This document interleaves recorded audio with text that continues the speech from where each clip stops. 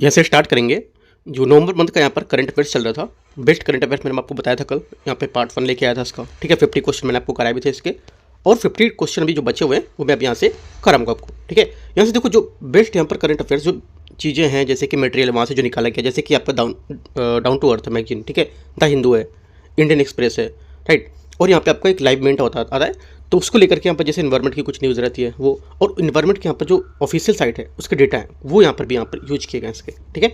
आगे देखो और अच्छे अच्छे क्वेश्चन आपको ऐसे देखने को मिलेंगे। अभी मैं क्या करूँगा, पूरे मंथ की एक एक सब्जेक्ट वाइज, जैसे कि अभी मैं करा भी रहा हूँ, जैसे कि इन्वायरमेंट का मैंने कराया था आपको, तो इन्वायरमेंट का मैंने आपको करंट अफेयर्स के हिसाब से कराया था पेपर, ठीक है। करीब 8 या 9 नंबर पेपर आप जाके देखोगे तो मिलेगा। एक तो स्टैटिक था, एक पूरा 100 क्वेश्चन का आपका करंट अफेयर्स का पेपर था, ठीक है। उसमें आपको अगस्त से सितंबर की पूरी करंट अफेयर्स एक सब्जेक्ट की है, जैसे कि अगर इन्वायरमेंट का है तो इन्वायरमेंट की है, इकोनॉमिक का था तो इकोनॉमिक की करंट थी, तो मैंने वैसे कराया हुआ, आप जाके वो करंट अफेयर्स पूरी कर सकते हो, ठीक है। और उसके बाद से मैं फिर 3-3 मंथ के एक साथ कवर कराऊंगा करंट अफेयर्स का, वो भी आपको एक PDF पूरा मैं प्रोवाइड करूँगा टेलीग्राम पर, उससे आप पढ़ोगे, ठीक है। तो आते हैं अपने क्वेश्चन पे, देखते हैं 51 नंबर क्वेश्चन। और मार्केट में भी अवेलेबल, वहाँ से भी परचेज कर सकते हो आप इसको, ठीक है, हार्ड कॉपी में अगर चाहते हो तो। आते हैं क्वेश्चन नंबर यहाँ से 51 में। 51 है उपभोक्ता मूल्य सूचकांक, जिसको बोलते हैं कंज्यूमर प्राइस इंडेक्स CPI संशोधन और केंद्रीय जो वेतन आयोग है उसके संबंध में विचार करना है। उपभोक्ता मूल्य सूचकांक CPI में आवास मुद्रास्फीति की गणना सांख्यिकी मंत्रालय द्वारा प्रस्तावित परिवर्तन मुख्य रूप से ग्रामीण क्षेत्रों तक विस्तारित किए जाएंगे। पहली बात स्टेटमेंट यहाँ से गलत है। क्यों? क्योंकि यहाँ पर प्रस्तावित परिवर्तन मुख्य रूप से ग्रामीण क्षेत्रों तक विस्तारित नहीं किए जाएंगे, ये बात गलत है इसकी, ठीक है। सेकेंड बात है आवास जो मुद्रास्फीति है, हाउसिंग इन्फ्लेशन है, जैसा कि यहाँ पर वर्तमान CPI द्वारा दर्शाया गया है कि 300 से अधिक शहरों में 13,000 से अधिक घरों का सर्वेक्षण आधारित होगा, ये बात सही है।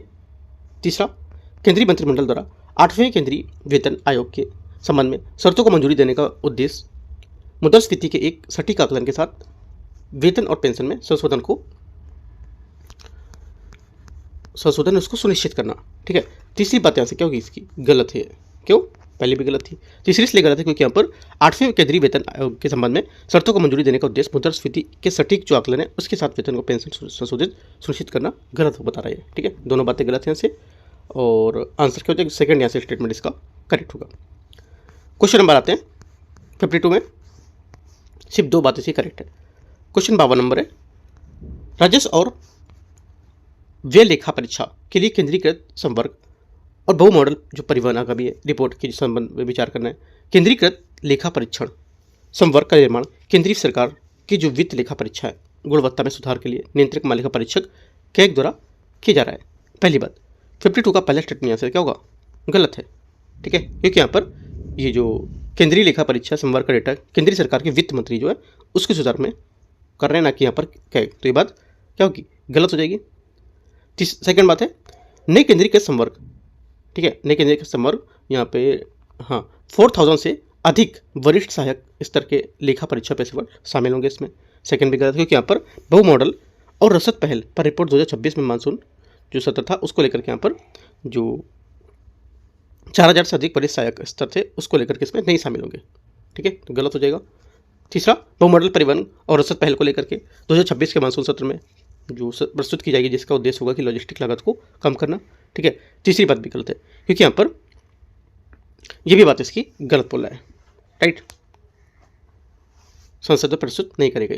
तीनों बातें क्या गलत है। आंसर 52 का क्या होगा, आपका हो जाएगा, तीनों स्टेटमेंट इसके गलत हैं, तो आंसर क्या होगा, आंसर हो जाएगा 52 का कोई सही नहीं है, डी। क्वेश्चन नंबर 53 है।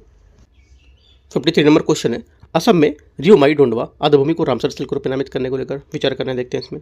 पहला है रियोमाई ढूंढवा आर्द्रभूमि असम के नागांव जिले में स्थित है और ये काजीरंगा जो बाघ अभ्यारण्य उसका एक भाग का निर्माण करता है। पहली बात यहाँ से गलत है क्योंकि यहाँ पर ये काजीरंगा बाघ अभ्यारण्य के भीतर नहीं है, गलत बात बता रहा है। सेकेंड, यह आर्द्रभूमि नो बिल्ड डक और ब्लैक नेक्ड स्टाउट जैसी जो वैश्विक रूप से संकटग्रस्त प्रजातियों सहित प्रवासी पक्षियों की 120 से अधिक प्रजातियों का आवास होगा। सेकंड बात ऐसे ये भी गलत है, सॉरी ये बात सही है सेकंड वाली, ठीक है, सेकंड गलत नहीं, सेकंड बात सही है क्योंकि यहाँ पर टोटल 120 प्रवासी जो प्रजाति है उनको लेकर के यहाँ पर इसका संरक्षण किया जाएगा। तीसरा, रामसर कन्वेंशन 1971 के तहत अंतर्राष्ट्रीय महत्व की आर्द्रभूमि वे हैं जो विविधता और बाढ़ नियंत्रण सहित महत्वपूर्ण पारिस्थितिक सेवाएं प्रदान करती हैं। एकदम सही बात है। ठीक है, 2 और 3 बात सही है। आंसर क्या होगा? बी आंसर करेक्ट है। क्वेश्चन नंबर अगला है 54। सिरपुर पुरातात्विक स्थल के बारे में विचार करना है। ये स्थल छत्तीसगढ़ राज्य में स्थित है और 5वीं शताब्दी ईस्वी में संबंधित एक बहुधार्मिक केंद्र रहा है, जहाँ हिंदू, बौद्ध और जैन धर्म से संबंधित संरचनाएं पाई गई हैं। पहली बात 54 का पहली बात यहाँ से करेक्ट है। ठीक है, आपसे भी बोल सकता है कि यहाँ पर जो सिर्फ बोल सकता है कि यहाँ पर बौद्ध और जैन धर्म की संरचना पाई गई थी। यहाँ पर हिंदू धर्म में से कोई ऐसा जो बहुत कम पाई गई थी, या बोलेगा कि ना के बराबर था, है ना, ऐसा तो ऐसा कुछ नहीं है। तीनों यहाँ पर इसमें केंद्र रहे थे, तो ये की पॉइंट इसका याद रखना है। सेकेंड बात है, साइट पर स्थित लक्ष्मण मंदिर भारत के सबसे पुराने ईंटों के बने मंदिर में से एक है और जो यहाँ भगवान शिव को समर्पित होगा। सेकेंड बात गलत है। ठीक है, क्योंकि यहाँ पर ये भगवान विष्णु को समर्पित है, शिव को नहीं समर्पित है, गलत हो गया ये। तीसरा, सिरपुर उत्खनन का कार्य सबसे पहले ब्रिटिश सेना के इंजीनियर और भारतीय पुरातत्व सर्वेक्षण एएसआई द्वारा पहले माना जो निदेशक थे अलेक्जेंडर कनिंघम, उनके द्वारा शुरू किया गया था। तीसरी बात भी गलत है, क्योंकि यहाँ पर इसका कारण सबसे पहले ब्रिटिश सेना के इंजीनियर और भारतीय पुरातत्व सर्वेक्षण एएसआई के पहले महानिदेशक द्वारा कनिंघम द्वारा नहीं शुरू किया गया था। एक बात गलत हो जाएगी। ओनली 1 करेक्ट है। आंसर यहाँ से क्या होगा? एक बात 54 की करेक्ट है, केवल एक। क्वेश्चन नंबर अगला है 55 नंबर है। पैदकर चित्रकला के बारे में विचार करना है। ये झारखंड राज्य से जुड़ी चित्रकला की एक पारंपरिक स्क्रॉल शैली है, जिसका प्राय उपयोग लोक कथाओं और अनुष्ठानों को वर्णन करने के लिए किया जाता है। पहली बात 55 का पहला स्टेटमेंट यहाँ से क्या होगा? ये करेक्ट है। सेकेंड, अन्य जनजाति कलाओं के विपरीत पैदकर चित्रों की विशेषता है कि जिनमें प्राकृतिक रंगों की वनस्पति रंग का प्रयोग बिल्कुल नहीं किया जाता है। सेकेंड बात गलत है, क्योंकि यहाँ पर इस चित्रों में प्राकृतिक रंगों और वनस्पति रंगों का ही प्रयोग किया जाता है। ठीक है। तीसरी बात है, इसे दुर्भाग्यशाली पेंटिंग कहा जाता है, क्योंकि ये मुख्य रूप से मृत्यु के बाद आत्मा की यात्रा जो होती है, जर्नी ऑफ द सॉइल जो आफ्टर डेथ है, उसको चित्रित करती है। मतलब जहाँ से मृत्यु के बाद जो आत्मा है उसकी यात्रा को चित्रित करती है, तो यहाँ से क्या दुर्भाग्यशाली पेंटिंग बताई जाती है। तो तीसरी बात क्या होगी? तीसरी बात यहाँ से करेक्ट है। ठीक है, आंसर क्या होगा? आंसर हो जाएगा 55 का करेक्ट आंसर। 2 स्टेटमेंट यहाँ से सही है, पहला और तीसरा, तो 2 बातें सही है। क्वेश्चन नंबर अगला है 56 है। ज्वालामुखी बिजली वल्कैनिक, यहाँ पर जो इलेक्ट्रिसिटी है उसके बारे में विचार करना है। देखते हैं। ज्वालामुखी बिजली वह विद्युत ऊर्जा है जो केवल ज्वालामुखी विस्फोट के दौरान उत्पन्न होती है, न कि गर्म राख के कारण। पहली बात यहाँ से गलत, क्योंकि ज्वालामुखी बिजली केवल विस्फोट के दौरान उत्पन्न नहीं होती, बल्कि इसका प्राथमिक कारण राख के कणों के बीच घर्षण का टकराव होता है, जिससे क्या होता है? स्थैतिक विद्युत उत्पन्न होती है। पहली बात गलत होगी। सेकेंड, इस घटना का प्राथमिक कारण ज्वालामुखी के भीतर राख के कण के बीच टकराव होता है, जिससे स्थैतिक विद्युत उत्पन्न होगी। सेकेंड बात सही है। तीसरा, ज्वालामुखी बिजली एक प्रारंभिक चेतावनी प्रणाली के रूप में काम करती है, जिसका उपयोग निकासी और अलर्ट जारी करने के लिए किया जा सकता है। तीसरी बात सही है। ठीक है, आंसर क्या है? आंसर हो जाएगा आपका दूसरा और तीसरा सही है। पहली बात गलत थी, तो सही पूछा था। सही नहीं कितना है? एक सही नहीं था पहले वाला। क्वेश्चन नंबर 57 है। भारत में कार्यशील खाद्य पदार्थ और स्मार्ट जो प्रोटीन विकास के संबंध में विचार करना है। स्मार्ट प्रोटीन जो उसकी श्रेणी है, ठीक है, उसी श्रेणी में केवल पदार्थित प्रोटीन और किण्वन व्युत्पन्न प्रोटीन शामिल है, लेकिन इसमें संवर्धित मांस जो कल्टिवेटेड मीट होता है उसको शामिल नहीं किया गया। पहली बात 57 का पहला गलत है, क्योंकि स्मार्ट प्रोटीन में श्रेणी में संवर्धित जो मांस होता है उसको भी शामिल किया गया, ना कि पदार्थित किण्वन और प्रोटीन को। ठीक है, पहली बात क्या होगी? गलत होगी। सेकेंड, कार्यशील खाद्य पदार्थों में उपभोग स्वास्थ्य को बढ़ावा देना बीमारी को रोकने के लिए किया जाता है, जैसे कि विटामिन समृद्ध चावल। सेकेंड बात सही है, क्योंकि यहाँ पर जो बीमारियों को रोकने के लिए यहाँ पर इसमें इसका प्रयोग करते हैं, जैसे विटामिन समृद्ध चावल को। सही है। तीसरा, भारत को स्वास्थ्य और विकास लक्ष्यों को प्राप्त करने के लिए खास सुरक्षा से हटकर पोषण स्तर पर ध्यान देने के ध्यान केंद्रित करना की आवश्यकता है।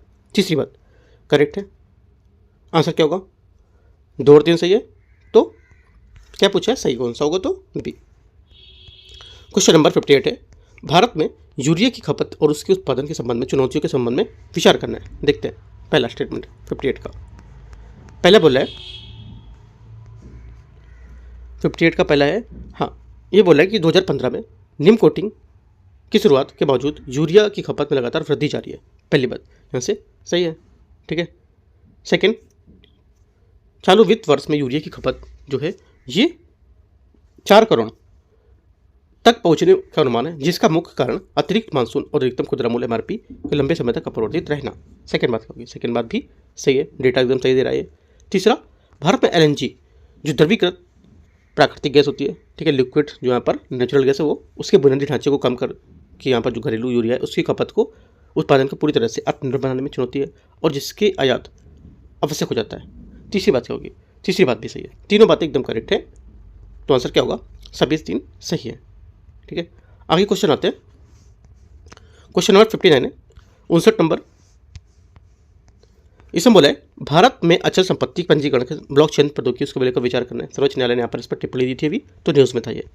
पहला, वर्तमान कानूनी ढांचा जिससे पंजीकरण अधिनियम 1908 में शामिल है और दस्तावेजों के पंजीकरण का प्रावधान करता है, लेकिन संपत्ति के स्वामित्व की गारंटी नहीं देता है। पहली बात यहाँ का स्टेटमेंट एकदम करेक्ट है, क्योंकि यहाँ पर जो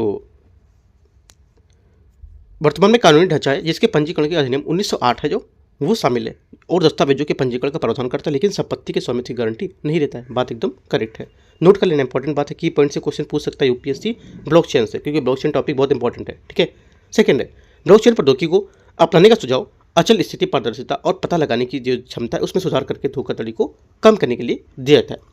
सेकंड बात ये भी सही है, ठीक है, क्यों, क्योंकि यहाँ पर ब्लॉकचेन प्रौद्योगिकी को अपनाने और सुझाव को अचल संपत्ति जो स्थिति है उसमें पारदर्शिता और पता लगाने की क्षमता को सुधार करने के लिए, धोखाधड़ी को कम करने के लिए किया जा सकता है। एकदम सही बात है, क्योंकि ये चेन टू चेन एकदम जुड़ा होता है। अगला है, सुप्रीम कोर्ट ने विधि आयोग से इस मुद्दे पर केवल केंद्र सरकार से परामर्श से करने के लिए कहा है। तीसरी बात इसकी गलत है, क्योंकि सुप्रीम कोर्ट ने विधि आयोग से इस मुद्दे पर केंद्र सरकार के साथ परामर्श करने के लिए नहीं कहा है, बल्कि ये अन्य संबंधित जो पक्ष हैं उसके साथ परामर्श करने के लिए बताया है। तो ये बात गलत होगी। ठीक है, आंसर क्या होगा, आंसर हो जाएगा 1 और 2 करेक्ट है, तो 59 का आंसर बी यहाँ से करेक्ट होगा, जो गलत पूछा है। तो 1 2 तो सही हो गया, तीसरा गलत था तो गलत पूछा था। क्वेश्चन 60 है, भारत में बंदरगाहों और शिपिंग परिसंपत्ति के संबंध में दीर्घकालिक वित्त पोषण की वर्तमान जो चुनौतियां हैं उसको लेकर सरकारी पहल के संबंध में विचार करना है। भारत में शिपिंग और संरचना परियोजनाओं के लिए 30 से 50 वर्ष की परिपक्वता अवधि वाले दीर्घकालिक ऋणों की आवश्यकता होती है। पहली बात, सृष्टि का पहला स्टेटमेंट यहाँ से करेक्ट है। सेकेंड, वाणिज्यिक बैंक 15 वर्ष तक की परिपक्वता अवधि वाले ऋण देने के लिए इच्छुक हैं जो दीर्घकालिक समुद्री परियोजनाओं के लिए पर्याप्त नहीं माने जाते। ये भी बस ये। तीसरा, पहला दूसरा दोनों सही है। सरकार ने बंदरगाह और यहाँ पर जो अंतर्देशीय जलमार्ग है उसमें निवेश को बढ़ावा देने के लिए सागरमाला विकास निधि जो है उसकी शुरुआत की, जिसके 80,000 करोड़ रुपए तक लक्ष्य निर्धारित इसका किया गया है। तीसरी बात गलत, क्योंकि सागरमाला विकास निधि जो है इसके तहत 80,000 करोड़ का लक्ष्य निर्धारित नहीं किया गया। ये राशि सागरमाला कार्यक्रम के तहत कुल अनुमानित निवेश है। ठीक है, जो SMDF मतलब सागरमाला जो विकास निधि है उसके निवेश को बढ़ावा देने के लिए एक अलग निधि होगी, इसमें शामिल नहीं किया जाएगा इसको। तो ये बात गलत है, ओनली 1 2 करेक्ट है, सही पूछा है तो ए। क्वेश्चन नंबर अगला है 61, समान नागरिक संहिता UCC। देखते हैं इसमें क्या है। UCC का उल्लेख भारतीय संविधान के भाग 4 में राज्य के नीति निर्देशक सिद्धांत DPSP के अंतर्गत अनुच्छेद 44 में किया गया है। पहली बात यहाँ से एकदम सही है। ठीक है, सेकेंड, UCC को लागू होने से विवाह, तलाक, विरासत और गोद लेने जैसे सभी व्यक्तियों को भी मामले एक ही कानून में अधिक आ जाएंगे। सेकेंड बात भी करेक्ट है। तीसरा, भारत में वर्तमान में गोवा एकमात्र ऐसा राज्य जहाँ क्या UCC लागू है, ऐसा कुछ होगा, हाँ, जहाँ सभी धर्मों के लिए एक समान नागरिक संहिता लागू की गई है। तीसरी बात भी एकदम करेक्ट है। तीनों बातें क्या UCC के बारे में आपको बताना चाहिए और तीनों स्टेटमेंट इसके सही हैं। ठीक है, आंसर क्या होगा, 61 का पूछा क्या इसमें कि कौन सा सही है, तो सभी तीनों सही है। 62 है, भारत में कृषि ऋण माफी योजना के संबंध में विचार करना है, कौन सा सही नहीं बोल रहा है। ठीक है, ये ऋण माफी योजना किसानों को कृषि क्षेत्र में जो निवेश करने के लिए प्रोत्साहित करती है, जिससे क्या होता है, दीर्घकालिक उत्पादकता में सुधार होगा। पहली बात, 62 का पहला स्टेटमेंट यहाँ से क्या होगा, गलत है, क्योंकि ऋण माफी योजना जो होती है अक्सर किसानों को भविष्य में उनके ऋण चुकाने से हतोत्साहित करती हैं, जिससे क्या होता है, कृषि ऋण में निवेश और दीर्घकालिक उत्पादकता पर नकारात्मक प्रभाव पड़ता है। तो ये बात गलत हो जाएगी। सेकेंड, प्रोत्साहन नहीं करती, क्या करती हैं, इनकी मतलब हतोत्साहित करती है, इनको दुखी करती है। ठीक है, सेकेंड बात है, भारतीय रिजर्व बैंक RBI ने अक्सर इन योजनाओं के कार्यान्वयन के कारण राज्य की राजकोषीय स्वास्थ्य पर पड़ने वाले नकारात्मक प्रभाव के बारे में चिंता व्यक्त की है। ठीक है, सेकेंड बात क्या होगी, सेकेंड बात यहाँ से सही है। तीसरा, ये योजनाएं हैं केवल सीमांत और छोटे किसानों को ही लक्षित करती है, जो बड़े वाणिज्यिक किसानों से बाहर रखा गया। तीसरी बात गलत, क्योंकि ये योजना अक्सर सभी किसानों को लाभ पहुंचाएंगी, ना कि इसमें छोटे बड़े और यहाँ पर सीमांत किसानों की बात बताई गई है। ठीक है, तो ये बात गलत होगी। गलत पूछा है तो 1 और 3, तो आंसर भी गलत पूछा था, तो correct answer C. Question number 63, data संप्रभुता, डेटा जो सॉवरेनिटी होती है और भारत में आर्टिफिशियल इंटेलिजेंस एआई के बारे में विचार करना है। डेटा संप्रभुता इस सिद्धांत को संदर्भित करती है कि डिजिटल डेटा उस राष्ट्र के कानून को संसदीय तंत्र में अधीन है जहां वह डेटा उत्पन्न होता है। पहली बात एकदम करेक्ट है। ठीक है, सेकंड बात यहाँ से एआई के लिए एक प्रभावी विनियामक ढांचे का उद्देश्य केवल नवाचार को प्रबंधित करना, न कि नैतिक उपयोग डेटा को सुनिश्चित करना। सेकंड बात गलत है, क्योंकि एआई के लिए एक प्रभावी नियामक ढांचे का उद्देश्य जो नवाचार और प्रतिबंधित करना नहीं, बल्कि नैतिक उपयोग और डेटा को सुरक्षित करना और सुनिश्चित करना होगा उसको। ठीक है, तो ये बात गलत होगी। Second, Bharat stack, Indian stack जो कई डिजिटल सेवाओं का एक संग्रह है और डेटा गवर्नेंस जैसी जो डिजिटल सार्वजनिक संरचना है उसको मजबूत करने के लिए एक महत्वपूर्ण तंत्र होगा ये। तीसरी बात सही है, आंसर 1 और 3 सही है ना। 63 का आंसर क्या हो जाएगा, सी यहाँ से करेक्ट है। 64 है, भारत में ट्रांसजेंडर व्यक्तियों के अधिकारों को लेकर विचार करना है। देखते हैं इसको।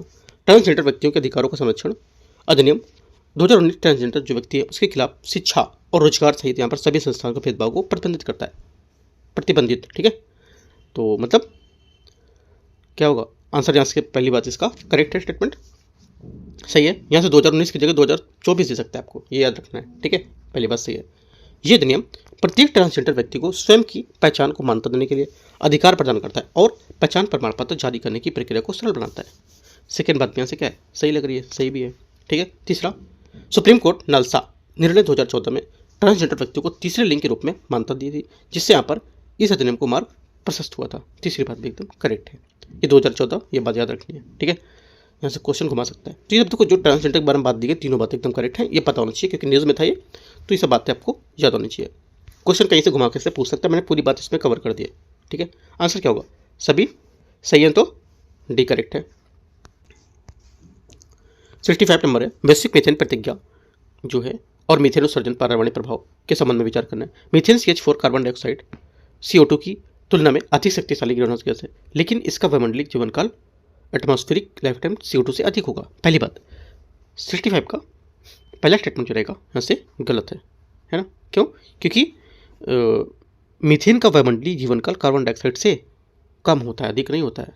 सेकेंड बात, इस प्रतिज्ञा पर हस्ताक्षर करने वाले देशों ने 2030 तक मीथेन उत्सर्जन को 2020 के स्तर से कम 30% तक कम करने का संकल्प लिया है। सेकेंड बात यहाँ से सही है। डेटा याद रखना है और कितना कम करने को रखा है वो भी आपको याद रखना है। ठीक है, एक पॉइंट आप लिख सकते हो अपना साइड में नोट्स बनाकर। मीथेन उत्सर्जन के प्रमुख जो मानव जनित स्रोत है उसमें जीवाश्म ईंधन उत्पादन, पशुधन खेती और लैंडफिल शामिल है। तीसरी बात भी सही है। आंसर क्या होगा, क्योंकि यहाँ पर इसलिए सही तीसरा, क्योंकि मीथेन उत्सर्जन के प्रमुख मानव जनित स्रोत में जीवाश्म ईंधन, उत्पादक, पशुधन, खेती, लैंडफिल सब शामिल होता है। 2-3 करेक्ट है। सही पूछा है तो आंसर हो जाएगा आपका यहाँ से, सही पूछा है तो 2-3 बी यहाँ से करेक्ट है। क्वेश्चन नंबर 66 है, देखते हैं इसको। 66 में बोल है राष्ट्रीय लॉजिस्टिक नीति, नेशनल लॉजिस्टिक पॉलिसी NLP 2022 के संबंध में विचार करना है। 2022 जो है पॉलिसी है, इसके तहत NLP का एक मुख्य उद्देश्य था कि जो लॉजिस्टिक लागत है इसको कम करके इसी सकल घरेलू उत्पाद GDP के वैश्विक बेंचमार्क के करीब लाना। ठीक है, पहली बात सही है, क्योंकि इसका मुख्य उद्देश्य आता है कि वैश्विक बेंचमार्क को है उसको करीब लाना, सही बात है। सेकंड, ये नीति पहल परिवहन के सभी साधन जो होते हैं, निर्बाधकीकरण, इस पर ध्यान केंद्रित करना, जिसमें क्या होता है यूनिफाइड लॉजिस्टिक इंटरफेस प्लेटफॉर्म को विकास शामिल होगा। सेकेंड बात भी सही है। तीसरा, लॉजिस्टिक लागत को कम करने के लिए भारतीय उत्पाद जो उत्पाद होते हैं इनको वैश्विक प्रतिस्पर्धा में वृद्धि होगी, जिससे क्या होगा, देश में निर्यात बढ़ेगा। ये बात बहुत इंपॉर्टेंट है। ठीक है, और तीसरी बात क्या होगी, तीसरी बात आपकी ये सही भी होगी। ठीक है, आपसे बोलेगा यहाँ पर आयात में वृद्धि हो जिससे भारत को लाभ होगा, ऐसे करके, है ना, तो गलत हो जाएगा वो बात, निर्यात में वृद्धि होगी। ठीक है, घुमा सकता है क्वेश्चन, आप इस क्वेश्चन को लिख सकते हो, मतलब एक पॉइंट टॉपिक को। ठीक है, क्योंकि मैंने सही बात इसलिए बताई क्योंकि आपके माइंड में वो सही चीज़ चले कि लिखोगी या सही चीज़ होती है, क्या गलत हो सकता है मैंने आपको बताया पॉइंट। तीनों सही है। आंसर क्या होगा, आंसर हो जाएगा 66 का 1 2 3 डी आंसर करेक्ट है। 67 नंबर है, भारतीय अंतरिक्ष अनुसंधान संगठन इसरो की जो पुनः प्रयोज प्रक्षेपण यान है RLV के गठन के बारे में विचार करना है। RLV प्रौद्योगिकी का उद्देश्य जो यहाँ पर अंतरिक्ष अभियान है उसकी लागत को कम करना, क्योंकि ये प्रक्षेपण यान की अधिकांश महंगे हिस्से को पुनर्प्राप्त करने में पुनः जो उपयोग करने की अनुमति देती है। पहली बात, 67 का पहला स्टेटमेंट क्या होगा, यहाँ से करेक्ट है। सेकंड, इसरो के RLV-TD जो टेक्नोलॉजी यहाँ पर जो मिशन है इसका, इसमें एक हाइपरसोनिक उड़ान और पृथ्वी के दक्षिण जो रनवे होता है उसमें स्वायत्त लैंडिंग का सफलतापूर्वक प्रदर्शन करेगा। सेकंड बात क्या होगी, सेकंड बात भी सही है। तीसरा, RLV एक दो चढ़ने कक्षा यहाँ पर 2 स्टेज जो ऑर्बिट होती है उसको वहन करने को लेकर उपग्रह को भू स्थिर कक्षा में स्थापित करने के लिए डिजाइन किया गया है। तीसरी बात गलत है, क्योंकि जो RLV है इसका मिशन प्रौद्योगिकी प्रदर्शक जो होता है टेक्नोलॉजी यहाँ पर जो है उसमें न कि 2 चढ़ने वाला है ना, ये गलत हो जाएगा, क्योंकि जैसे यहाँ पर भू स्थिर कक्षा को स्थापित करने के लिए एक डिजाइन किया गया था। इसका उद्देश्य था कि पुनः प्रयोज्य प्रौद्योगिकी का प्रदर्शन करना। ठीक है, तो यहाँ पर 2 स्टेज नहीं था और यहाँ पर इसका उद्देश्य ये भी नहीं था कि यहाँ पर इसको स्थापित करना और इसको डिजाइन करना। इसका उद्देश्य था कि यहाँ पर पुनः प्रयोज्य के लिए प्रौद्योगिकी का प्रदर्शन को शामिल करना। ठीक है, तो ये बात गलत होगी। आंसर क्या होगा, 1 2 करेक्ट है। 67 का आंसर सी करेक्ट है। 68 है, राष्ट्रीय सिकल या स्किल सेल जो सिकल सेल एनीमिया जो होता है, ठीक है, उसका उन्मूलन मिशन और सिकल सेल रोग SCD कथन पर विचार करना है। देखते हैं। पहला है, सिकल सेल एनीमिया एक अनुवांशिक रक्त रोग है जो मुक्त रूप से लाल रक्त कोशिकाओं के आकार को बदल देते हैं, जिन्हें हंसिया स्लेक जैसा बना देते हैं, है ना। पहली बात क्या होगी, पहला स्टेटमेंट यहाँ से इसका करेक्ट है। ठीक है, सेकंड बात यहाँ से इसकी, इस मिशन का लक्ष्य वर्ष 2047 तक भारत में सिकल सेल रोग है उसको पूरी तरह से समाप्त करना, जिससे उच्च प्राथमिकता वाले आदिवासी जिलों में विशेष ध्यान दिया जाएगा। सेकंड बात भी सही है। तीसरा, यहाँ पे तो बोल देगा आपको 2030 तक, है ना, या 2040 तक बोल देगा। SCD का निदान केवल जन्म के बाद ही संभव है और अनुवांशिक परामर्श इसकी कोई भूमिका नहीं हो सकती है। तो ये बात गलत है, क्योंकि SCD का निदान जन्म से पूर्व भी हो सकता है, संभव है। ठीक है, और अनुवांशिक जो परामर्श है वो उसकी महत्वपूर्ण भूमिका निभाता है। तो ये बात गलत होगा। 1 2 करेक्ट है। आंसर यहाँ से क्या हो जाएगा, ए करेक्ट है। क्वेश्चन नंबर अगला है, देखते हैं इसको। 69, मुख्य निर्वाचन आयुक्त CEC के बारे में विचार करना है। देखते हैं इसको कि जो इनके निर्वाचन से संबंधित कुछ न्यूज़ था उसको लेकर के यहाँ पर पूछा गया क्वेश्चन। मुख्य निर्वाचन आयुक्त और निर्वाचन आयुक्त अधिनियम 2023 और CEC और ECS की नियुक्ति के लिए एक चयन समिति का प्रावधान करता है, जिससे क्या होता है, प्रधानमंत्री, विपक्ष के नेता और भारत के मुख्य न्यायाधीश शामिल होते हैं। पहली बात, 69 का पहला स्टेटमेंट यहाँ से क्या होगा, पहली बात यहाँ से इसकी पहली बात यहाँ से गलत है इसकी, है ना। पहली सही नहीं बात, पहली बात गलत है, क्योंकि यहाँ पर मुख्य निर्वाचन आयुक्त और निर्वाचन आयुक्त अधिनियम 2023 के अनुसार चयन समिति में प्रधानमंत्री, विपक्ष के नेता और प्रधानमंत्री द्वारा नामित एक कैबिनेट मंत्री शामिल होते हैं। इसमें भारत का मुख्य न्यायाधीश शामिल नहीं होगा। सेकंड, ये अधिनियम ये सुनिश्चित करने के लिए CEC और यहाँ पर ECS के वेतन और सेवा शर्तों के कैबिनेट के सचिव के स्तर के बराबर करता है। सेकंड बात गलत है, क्योंकि ये अधिनियम इनकी जो वेतन सेवा शर्त है इसको कैबिनेट सचिव के स्तर के बराबर नहीं बल्कि सर्वोच्च न्यायालय के न्यायाधीश के स्तर के बराबर करता है। तीसरी बात, भारत का संविधान निर्वाचन आयुक्तों की योग्यता या कार्यकाल को स्पष्ट रूप से परिभाषित नहीं करता है, जिसे कानून द्वारा निर्धारित करने के लिए संसद पर छोड़ दिया था। तीसरी बात से एकदम करेक्ट है, ओनली तीसरी करेक्ट है। आंसर क्या होगा, पूछा क्या है, पूछा है कि कौन सा आंसर सही है, तो केवल 3 बी आंसर करेक्ट है। क्वेश्चन नंबर 70 है, भारत सरकार द्वारा शुरू किए गए डिजिटल भुगतान समाधान ई-रूपी के बारे में विचार करना है। बहुत ज़्यादा न्यूज़ में है ई-रूपी इस बार। ये ई-रूपी बोल रहा है ये डिजिटल वाउचर है जो लाभार्थी के बैंक में खाते में धन हस्तांतरण किए बिना सरकारी विशिष्ट कल्याण योजनाओं को डिलीवरी सुनिश्चित करता है। पहली बात यहाँ से क्या होगी, करेक्ट है। ठीक है, और यहाँ पर क्या होगा, इसका उद्देश्य ये होता है कि जो विशिष्ट समाधान है उसके लिए एक बार उपयोग किए जाने वाला एक वाउचर की तरह प्रयोग करेंगे इसको। ठीक है, पहली बात सही है। सेकंड, ई-रूपी वाउचर केवल एक विशिष्ट उद्देश्य के लिए ही इस्तेमाल किया जा सकता है और इसे नकद में बदला नहीं जा सकता है, जिससे लीकेज की संभावना क्या कम हो जाती है। ये बात एकदम करेक्ट है। ठीक है, तीसरा, क्योंकि यहाँ पर ये व्यक्ति विशिष्ट और उद्देश्य विशिष्ट इन दोनों के बीच ही काम करेगा, जिसका अर्थ होता है कि उपयोग केवल निर्दिष्ट उद्देश्य के लिए ही कर सकता है, जिससे धन का उपयोग रोका जा सकता है। तीसरी बात, ये प्रणाली national payments corporation of India NPCI द्वारा विकसित की गई और UPI प्लेटफॉर्म पर आधारित है। ये भी बात यहाँ से करेक्ट है। तीनों बातें सही हैं। और यहाँ पर ये सेवा विभाग, स्वास्थ्य परिवार कल्याण मंत्रालय और राष्ट्रीय स्वास्थ्य प्राधिकरण के सहयोग से विकसित किए गए। तीनों बातें सही है। आंसर क्या होगा, आंसर हो जाएगा सभी 3 करेक्ट है। डी। क्वेश्चन 71 है, pre package insolvency resolution process के बारे में विचार करना है। देखते हैं भारत में दिवालियापन संहिता है उसको लेकर के। पीएमआईआरपी को कारपोरेट जो ऋणदाता है उसके लिए दिवालियापन और दिवालिया संहिता जो होता है आईबीसी में तहत एक वैकल्पिक और तेज प्रक्रिया के रूप में पेश किया गया था, जिसका उद्देश्य व्यावसायिक रुकावट को कम करना है। पहला 71 का पहला स्टेटमेंट यहाँ से करेक्ट है। सेकंड, ये प्रक्रिया मुख्य रूप से सूक्ष्म और लघु मध्यम उद्यम को लक्षित करती है और ये प्रक्रिया जो होती है ये शुरू करने के लिए कारपोरेट देनदारों को प्रमोटर के ऋणदाताओं को पूर्व सहमति करना आवश्यक होता है। सेकंड बात क्या होगी? सेकंड बात यहाँ से ये भी सही है। तीसरा है पीएमआईआरपी को पूरा करने के लिए अधिकतम समय सीमा 120 दिन निर्धारित की गई है ना, तो ये भी बात यहाँ से करेक्ट होगा, जिसमें क्या समाधान योजना को लेकर मंजूरी के लिए 90 दिन शामिल है। ये भी बात सही आपसे बोलेगा समय सीमा जो होती है पूरा करने के लिए 90 दिन और यहाँ पर इसको समाधान जो शामिल करने के लिए वो 120 दिन होती है, तो घुमा सकता है यहाँ आपको याद रखना है सही बात की क्या है, इसकी सही बात है। ठीक है, तो ये बात सही है और डाउट बने रहना है, आप लिख भी सकते हो। ठीक है, कि आपकी क्या गलत हो सकता है चीज़ आपसे, तो बातें क्या होगी? तीनों बातें करेक्ट हैं, आंसर डी। 72 नंबर क्वेश्चन है, इंटरनेशनल बिग कैट लायंस के बारे में विचार करना है। देखते हैं आईबीसीए द्वारा शुरू किया गया एक वैश्विक गठबंधन है जिसका उद्देश्य केवल 5 बिल्ली जो बड़ी प्रजाति है उनको लेकर संरक्षण करना जो भारत में पाई जाती है। बात गलत है। ठीक है, इसमें तो एक की पॉइंट इसका गलत हो रहा है। क्या गलत हो रहा है? इसमें 5 प्रजातियां नहीं पाई जाती, इसमें 7 प्रजातियां हैं। ठीक है, कितनी? 7, तो ये बात गलत हो जाएगी। सेकंड, इस गठबंधन की स्थापना प्रोजेक्ट टाइगर के 50वें वर्ष के उपलक्ष्य में की गई थी। बात सही है। इसका मुख्यालय भारत के बाहर अंतर्राष्ट्रीय स्थान पर स्थापित किया जाना प्रस्तावित है। ये बात गलत है क्योंकि भारत के बाहर नहीं होगा, इसका मुख्यालय जो होगा हेडक्वार्टर भारत में ही होगा। ठीक है, ये भी बात गलत है। आईबीसीए में शामिल 7 बड़ी जो बिल्ली हैं ये प्रजातियां बाघ, शेर, तेंदुआ, हिम तेंदुआ, चीता, जगुआर, प्यूमा ये सब शामिल है। ये बात करेक्ट है। अगर आप ये बात देख लेते हैं 7 यहाँ पे तो ये बात ऊपर गलत नहीं होती आपकी ना, लेकिन शायद आप सोचते कि 7 है कि 5 है, इनमें डाउट होता। ठीक है, तो ये बात याद रखना है। सिर्फ तीसरी बात करेक्ट है इसकी। सही आंसर क्या होगा? 72 का कौन सा गलत पूछा है? कौन सा गलत? 1 2।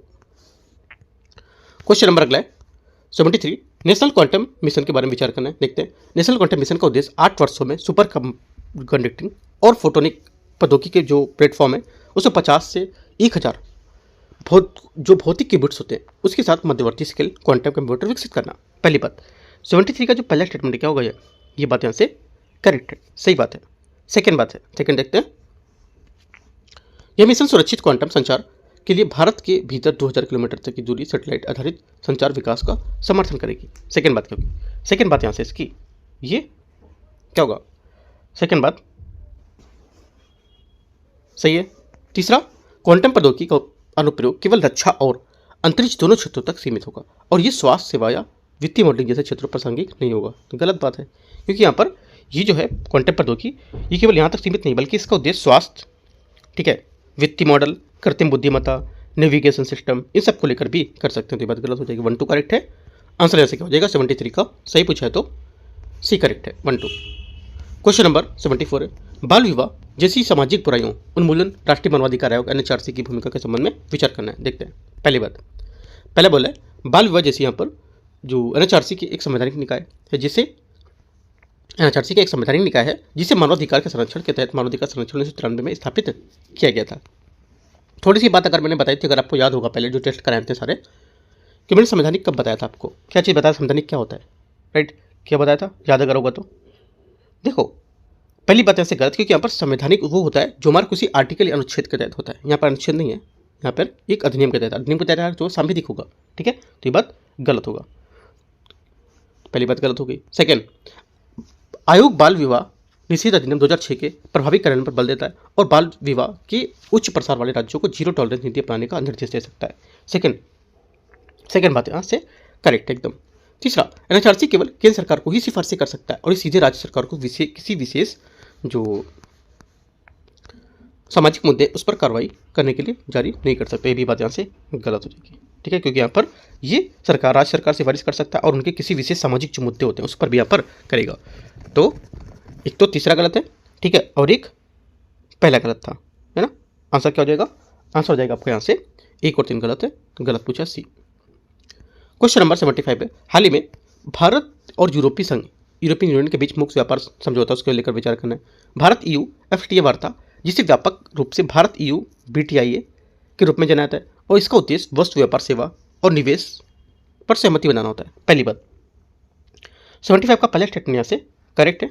सेकंड, नवंबर 2025 में दोनों पक्षों ने व्यापार समझौते को संतुलित और व्यापक बनाने के लिए इस वर्ष के अंत तक वार्ता को समाप्त करने के लिए अपनी साझा महत्वाकांक्षाओं को पुष्टि की। सेकंड बात क्या होगी? सेकंड बात यहाँ से ये गलत है। क्या होगी सेकंड बात? गलत है। क्यों? क्योंकि यहाँ पर नवंबर 2025 दोनों जो पक्षकार थे, इनको लेकर संतुलित व्यापक बनाने के लिए इस वर्ष के अंत तक वार्ता को समाप्त करने की अपनी सहमति बताई थी, है ना। यहाँ पर ये नहीं कहा था कि नवंबर को लेकर के या फिर नवंबर को कोई मतलब स्पेसिफिक मंथ की कोई बात यहाँ पर नहीं की थी, ठीक है। तो ये बात गलत हो जाएगी इसकी। अगला है, दोनों पक्षों मतलब दोनों ने बात की थी कि इस साल के अंत तक, नवंबर की बात ऐसा कुछ नहीं की थी। दोनों पक्षों के मुक्त व्यापार समझौते की अलावा भौगोलिक जो संकेतक है उसमें समझौते पर भी बातचीत को लेकर तेज करने को लेकर सहमत हुए थे। तीसरी बात क्या होगी? तीसरी बात भी गलत है, क्योंकि दोनों यहाँ पर पक्ष मुक्त व्यापार समझौते के अलावा भौगोलिक संकेतक समझौते को बातचीत को लेकर तेज करने पर सहमत हुए थे, ठीक है। लेकिन जो संदर्भित जो समाचार स्रोत था उसके हिसाब से भविष्य को लेकर के यहाँ पर वर्तमान में संदर्भ में बात गलत बता रहा है, ठीक है। ये बात गलत हो जाएगी। तो ये क्या होगा? गलत होगा। आंसर क्या होगा? ओनली वन करेक्ट है, ठीक है। ये बात क्यों गलत है आपको समझ आया? क्योंकि देखो इसलिए गलत है क्योंकि दोनों जो पक्ष है मुक्त व्यापार समझौते के अलावा यहाँ पर भौगोलिक संकेत है उसको लेकर बात तेज करने में सहमत हुए। ऐसा कुछ नहीं है, ये बात अभी सहमत नहीं हुए हैं, है ना। ये चल रहा है, हो सकता है कि ऐसा हो, ठीक है, लेकिन अभी सहमत नहीं हुए ये, ठीक है। तो क्यों आगे की बात है, क्योंकि जो हमारा ये मंथ है पूरा लास्ट के एंड में पता चलेगा क्या हुआ ये, ठीक है। तो इस वजह से क्या है, सहमत अभी नहीं हुए ये, राइट। बात चल रहा है लेकिन कुछ स्पेसिफिक यहाँ पर रीजन अभी नहीं आया। तो वन सिर्फ करेक्ट है। आंसर क्या होगा? 75 का एक बात इसकी सही है। क्वेश्चन 76 है, संसद में विशेषाधिकार हनन प्रस्ताव और संसदीय विशेषाधिकार संदर्भ में विचार करना है। देखते हैं। पहली बात, पहला है संसदीय विशेषाधिकार वे विशेष अधिकार है से छूट है जो संसद के सदस्यों को व्यक्तिगत रूप से सामूहिक रूप से अपने जो कार्य है उसको प्रभावी ढंग से निर्वहन करने के लिए प्रदान किए गए। पहली बात क्या होगी? 65 का जो पहला स्टेटमेंट है यहाँ से 76 का पहला स्टेटमेंट यहाँ से ये करेक्ट है। सेकेंड, विशेषाधिकार जो है इसके हनन का प्रस्ताव केवल एक सदस्य द्वारा दूसरे सदस्य के खिलाफ लाया जा सकता है, ना कि किसी एक बाहरी मंत्री के खिलाफ। सेकेंड बात गलत होगी, क्योंकि यहाँ पर विशेषाधिकार हनन प्रस्ताव केवल एक सदस्य द्वारा भी दूसरे सदस्य के खिलाफ नहीं बल्कि किसी व्यक्ति या मंत्री बाहरी व्यक्ति से खिलाफ लाया जा सकता है जिसे किसी भी तरह के विशेषाधिकार का हनन किया हो। तीसरा, संविधान के राष्ट्रपति को भी संसदीय विशेषाधिकार प्रदान करता है क्योंकि वह संसद का एक अभिन्न अंग है। तीसरी बात गलत है, क्योंकि भारत का जो संविधान है इसमें भारत के राष्ट्रपति को संसदीय विशेषाधिकार प्रदान नहीं करता है, भले ही वह संसद के एक अभिन्न अंग क्यों ना हो, राइट। विशेषाधिकार केवल संसद के सदनों और उनके सदस्यों जो समिति है उनको ही प्राप्त होता है। ओनली वन करेक्ट है। गलत पूछा है तो 2, 3 बी। क्वेश्चन नंबर 77 है, माइक्रो प्लास्टिक और प्रदूषण समुद्री जो पारिस्थितिक तंत्र उसके बारे में विचार करना है। माइक्रो प्लास्टिक ऐसे प्लास्टिक के टुकड़े होते हैं जिनका व्यास 5 मिलीमीटर से अधिक होता है जो प्लास्टिक के टुकड़ों को टूटने से उत्पन्न होते हैं। पहली बात, 77 का पहला स्टेटमेंट यहाँ से गलत है, क्योंकि देखो माइक्रो प्लास्टिक ऐसे प्लास्टिक के टुकड़े होते हैं जिनका व्यास 5 मिलीमीटर से कम होता है, ना कि उससे अधिक। गलत हो गया।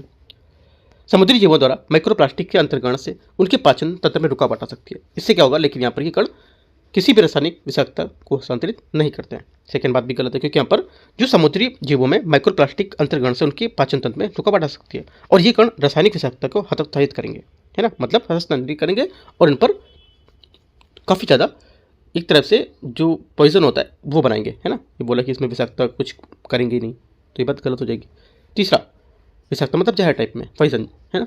Micro plastic endocrine disrupting chemicals EDCs जो हैं उसके विषाक्त पदार्थों को ले जा सकते हैं जो मानव स्वास्थ्य हार्मोनल और असंतुलन हृदय को जो रोग है उसमें योगदान कर सकते हैं। तीसरी बात, ये बात सही है, ठीक है। ओनली 3 करेक्ट है। आंसर क्या होगा? यहाँ से बी सही आंसर है। आगे देखते क्वेश्चन 78 नंबर को। CRISPR-Cas9 हमेशा न्यूज़ में रहता है, जीन एडिटिंग की एक तकनीक है, ठीक है। आपसे बोलेगा CRISPR-Cas9 क्या है, ये जीन एडिटिंग की तकनीक है ना। बिल्कुल नियरेस्ट एग्जाम्पल दे देगा आपको, स्टेटमेंट दे देगा, तो ध्यान रखना क्या है। देखो CRISPR-Cas9 एक क्रांतिकारी अनुवांशिक इंजीनियरिंग उपकरण है जो मुख्य रूप से बैक्टीरिया के अनुकूली प्रतिरक्षा तंत्र से लिया गया है। पहली बात 78 का पहली बात यहाँ से करेक्ट है। सेकेंड, ये प्रणाली दो प्रमुख घटकों से बनी है, Cas9 प्रोटीन और डीएनए, जिसको यहाँ पर विशिष्ट स्थान पर काटने का काम करता है, और गाइड आरएनए जो इच्छित डीएनए को अनुक्रम की पहचान करता है। दोनों बातें सही है। इस तकनीकी का उपयोग केवल आनुवंशिक रोगों के उपचार तक सीमित है, जो कृषि और पशुपालन जैसे क्षेत्रों में इसका कोई महत्वपूर्ण उपयोग नहीं होगा। ये बात एकदम सही है। ठीक है, तीसरी वाली आंसर क्या होगा?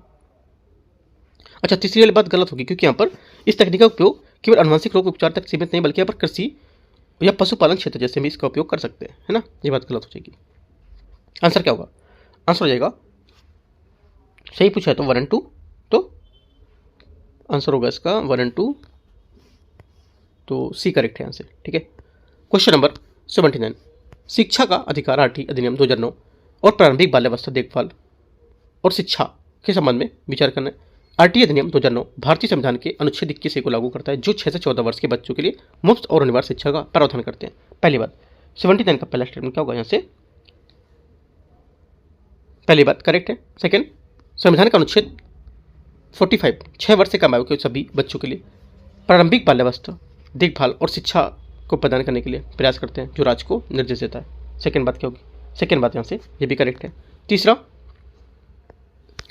है, आरटी अधिनियम जो निजी स्कूल है उसको 25% सीटें आरक्षित करने का आदेश देता है, लेकिन ये प्रावधान केवल आर्थिक रूप से पिछड़े वर्ग पर ही लागू होता है ना। तो ये बात न कि जाति आधारित आरक्षण पर। तो ये बात गलत हो जाएगी तीसरी वाली। क्यों? क्योंकि आरटी जो है अधिनियम ये निजी स्कूलों को 25% सीटें आरक्षित करता है और पिछड़े वर्ग के लिए यहाँ पर ये बात, लेकिन ये प्रावधान जाति आधारित आरक्षण पर लागू नहीं होता है।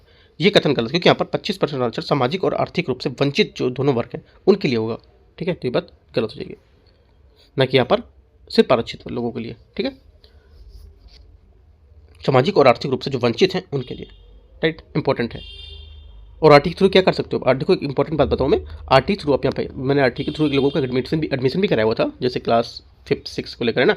तो आरटी में क्या है, आपको यहाँ से कुछ सीटें प्रदान की जाती हैं हर स्कूलों में, प्राइवेट से जितने स्कूल होते हैं, है ना। आप जाके जो जितना अच्छे से अच्छा स्कूल है उसमें उसके थ्रू आप एडमिशन करा सकते हो। ठीक है, तो क्या होगा आंसर? 1 2 करेक्ट है, सी। क्वेश्चन नंबर अगला है 80 नंबर 80 नंबर, संयुक्त राष्ट्र शांति स्थापना अभियान के बारे में विचार करना है। इस भारत में भूमिका को लेकर इसमें क्या योगदान है? भारत दुनिया के उन कुछ देशों में एक है जिसने संयुक्त राष्ट्र के 50 से अधिक शांति अभियान में 2,90,000 से अधिक शांति सैनिकों को योगदान दिया है और इससे बड़ा योगदान करता बनाता है। पहली बात, पहला करेक्ट है। सेकेंड, भारत सिएरा लियोन और लाइबेरिया जैसे जो यहाँ पर मिशन है उसमें महिला शांति सैनिकों को तैनाती में सक्रिय रूप से भाग लिया है और जिससे यहाँ पर लिंग समानता को बढ़ावा मिलता है। ये भी बात सही है। भारत में 1950 से 1954 के लिए कोरिया में संयुक्त राष्ट्र ऑपरेशन में भाग लेकर शांति अभियान के लिए अपनी शुरुआत की थी और इसे यहाँ पर न्यूट्रल नेशंस रिपेट्रिएशन कमीशन की अध्यक्षता भी की थी। ये भी बात करेक्ट है। तो तीनों बातें यहाँ से करेक्ट है। यहाँ पर जो संयुक्त राष्ट्र की स्थापना उसको लेकर न्यूज़ में था, तो इसमें जैसे मैंने पूरी बातें इसको आपको बताई, आप लिख सकते हो ई पॉइंट को। क्वेश्चन नंबर, तीनों बातें सही हैं। ठीक है, आंसर डी करेक्ट है इसका। 81 है, नवंबर 2025 में भारत की विदेशी मुद्रा भंडार व्यापक डेटा को लेकर विचार करना है। नवंबर 2025 में भारत का विदेशी मुद्रा भंडार 650 बिलियन के ऐतिहासिक स्तर को पार कर गया था, जिसका मुख्य कारण विदेशी प्रत्यक्ष निवेश एफडीआई में वृद्धि लगातार लाना। पहली बात, 81 का पहला स्टेटमेंट यहाँ से क्या होगा? करेक्ट है, बात सही है। ठीक है, दूसरा, व्यापार के मोर्चे पर अक्टूबर 2025 में जो वस्तु हैं उसके व्यापार पिछले वर्ष की जो इसी अवधि में तुलना में 10% से अधिक की वृद्धि को लेकर जो वैश्विक मांग के सुधार का संकेत देता है। ये भी बात करेक्ट है। विदेशी मुद्रा भंडार में स्वर्ण भंडार का हिस्सा लगातार बढ़ रहा है, जो आरक्षित पूंजी के विविधीकरण की ओर भारतीय रिजर्व बैंक का रुझान को दर्शाता है। तीनों बातें एकदम करेक्ट है। जो विदेशी मुद्रा भंडार का डेटा आया था आप लिख सकते हो, क्वेश्चन यहाँ से स्टेटमेंट उठा करके यूपीएससी पूछ सकता है आपसे। ठीक है, आपसे बोल देगा कि जो स्वर्ण भंडार को लेकर के यहाँ पर गिरावट हुई है, जबकि यहाँ पर जो डायमंड को लेकर के आगे काफ़ी ज़्यादा इसमें मार्केट में चलन हो रहा है, ऐसे करके आपको घुमाएगा। तो आप एक एक स्टेटमेंट को अच्छे से पढ़ो, स्टेटमेंट से ही क्वेश्चन इसी से घुमा देगा वो, क्योंकि तीन बातें जो हैं इसी पूरे को कवर करती हैं विदेशी मुद्रा भंडार को। ठीक है, मैंने तीनों बातें सही कर दी यहाँ पे। आंसर क्या होगा? तीनों करेक्ट है, डी। 82 नंबर क्वेश्चन है, वित्त मंत्रालय द्वारा जारी किस जो आंकड़े थे उसको लेकर के आधार पर भारत की राजकोषीय जो स्थिति है उससे पूंजीगत कैपिटल जो एक्सपेंडिचर है उसको लेकर विचार करना है। वित्त वर्ष 2025-26 के पहली छमाही में अप्रैल सितंबर के भारत के जो राजकोषीय घाटा है उसके अनुमानों से 50% से कम रहा है और जो मजबूत कर का संकेत बताता है। पहली बात यहाँ से इसकी गलत हो जाएगी। ठीक है, क्योंकि यहाँ पर जो आंकड़े थे उसके हिसाब से जो अब अप्रैल से सितंबर है उससे भारत के जो राजकोषीय घाटा है बजट अनुमानों से 50% से कम रहा है। ठीक है, और यह आमतौर पर राजकोषीय घाटा इस अवधि में अनुमानों से अधिक रहता था 50%, तो ये बात गलत हो जाएगी। सेकेंड, केंद्रीय सरकार का पूंजीगत व्यय जो लंबी अवधि की संपत्ति पर खर्च बनाने को लेकर रहता है, इस दौरान बजट के जो अनुमान है वो 75% को पार कर गया है। ये बात सही है। तीसरा, पूंजीगत व्यय में वृद्धि अर्थव्यवस्था का उच्च गुणांक जो होता है ये प्रभाव पड़ता है, जिससे क्या होता है निजी निवेश को बढ़ावा मिलता है और संभावित विकास दर बढ़ती है। ये पॉइंट बहुत इंपॉर्टेंट है पूंजीगत व्यय वाला, इसको आप लिख सकते हो। ठीक है, तो तीसरा बात करेक्ट है, 2 और 3 करेक्ट है। आंसर क्या होगा? पूछा सही नहीं है, कौन सा एक यहाँ से सही नहीं है। ये क्वेश्चन नंबर 83 है, नवंबर 2025 में औद्योगिक उत्पादन सूचकांक IIP का 8 प्रमुख उद्योग के प्रदर्शन को निम्नलिखित पर विचार करना है। नवंबर 2025 में IIP की वृद्धि दर मुख्य रूप से विनिर्माण क्षेत्र का योगदान देता, जबकि यहाँ पर खनन और बिजली के प्रदर्शन स्थिर रहे थे। पहली बात, 83 का पहला स्टेटमेंट यहाँ से क्या होगा? गलत है, क्योंकि यहाँ पर नवंबर 2025 में खनन और बिजली क्षेत्र को प्रदर्शन स्थिर नहीं रहा था, बल्कि इसमें वृद्धि देखी गई थी। ठीक है। सेकेंड, भारत में 8 प्रमुख उद्योगों में IIP लगभग 50% का भार रखते हैं और इनका प्रदर्शन अर्थव्यवस्था के प्रमुख क्षेत्रों को स्वास्थ्य को दर्शाते हैं। सेकेंड बात करेक्ट है। तीसरा, 8 कोर उद्योग में कोयला, सीमेंट वृद्धि दर अक्टूबर 2025 में नकारात्मक रही है, जो आगामी तिमाही के बुनियादी ढांचे को निर्माण को धीमी का संकेत देती है। तीसरी बात यहाँ से सही है। आंसर क्या होगा? 2 और 3 करेक्ट है। 83 का आंसर यहाँ से हो जाएगा बी। क्वेश्चन नंबर 84 है, नवंबर 2025 में उपभोक्ता मूल्य सूचकांक CPI पर आधारित ग्रामीण और शहरी मुद्रास्फीति को लेकर विचार करना है। देखते हैं 84 को। पहला, नवंबर 2025 में ग्रामीण मुद्रास्फीति की दर शहरी मुद्रास्फीति की दर से कम रही है, जिसका मुख्य कारण खाद्य पदार्थों की कीमतों में सापेक्ष कमी मानी जाती है। ठीक है, क्या होगा? पहली बात यहाँ से गलत है। क्यों? क्योंकि यहाँ पर नवंबर 2025 में भारत में ग्रामीण जो मुद्रास्फीति है उसकी दर शहरी मुद्रास्फीति दर से अधिक रही थी। ठीक है, कम नहीं रही थी। खाद्य पदार्थों की मुद्रास्फीति फूड इन्फ्लेशन को नियंत्रित करने के लिए भारत सरकार द्वारा 50 से अधिक आवश्यक वस्तुओं पर न्यूनतम जो निर्यात मूल्य है वो निर्धारित किए गए थे। सेकेंड बात यहाँ से सही है। ये 50 से अधिक याद रखना है आपको, है ना। 50 से कम बोल देगा आपको, जब 60 से अधिक बोल देगा, है ना, याद रखना है पॉइंट। तीसरी बात है, शहरी मुद्रास्फीति का मुख्य कारक ईंधन और बिजली की उच्च कीमतें थीं, जबकि ग्रामीण क्षेत्रों की मजदूरी वृद्धि के कारण सेवाओं की लागत अधिक रही थी। तीसरी बात यहाँ से गलत है, क्योंकि शहरी मुद्रास्फीति का मुख्य कारण ईंधन और बिजली की उच्च कीमतें नहीं थीं, बल्कि खाद्य की कीमतें अधिक थीं। ठीक है, जबकि ग्रामीण क्षेत्र में मजदूरी के कारण यहाँ पर सेवाओं की लागत अधिक देखी गई थी। की पॉइंट इसके आपको याद रखने, क्वेश्चन यहाँ से पूछ सकते हैं UPSC अंदर के जो स्टेटमेंट है उसके हिसाब से। ठीक है, बहुत इंपॉर्टेंट क्वेश्चन है। आंसर क्या होगा? केवल 2 करेक्ट है। सही पूछेगा तो, लेकिन पूछा सही कौन सा नहीं है, तो 1 और 3 सी यहाँ से करेक्ट आंसर है।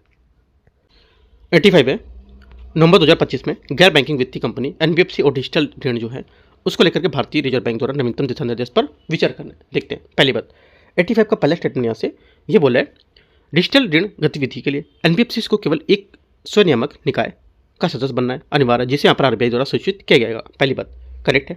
सेकेंड, RBI के आंकड़ों के अनुसार डिजिटल ऋण देने के जो क्षेत्र है उस पर NBFC का कुल बकाया जो ऋण होता है वो कितना होगा? 1 लाख करोड़ के आंकड़े को पार कर गया था। सेकेंड बात भी सही है।